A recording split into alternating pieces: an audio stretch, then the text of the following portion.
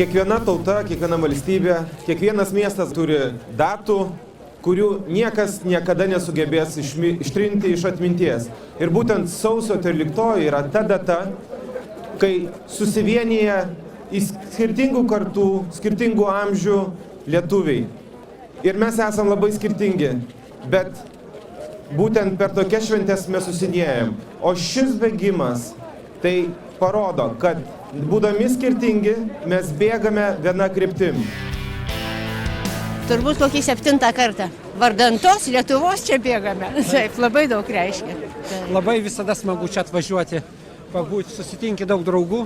Ir smagu, kad tiek žmonių prisimena šitą Ypač dieną. labai malonu, kad jaunimas įsijungia, pripažįsta šitą reikalą. Džiaugiamės. Labai smagu, gražu, geros nuotaikos, žinokit, tikrai labai gerai užveda.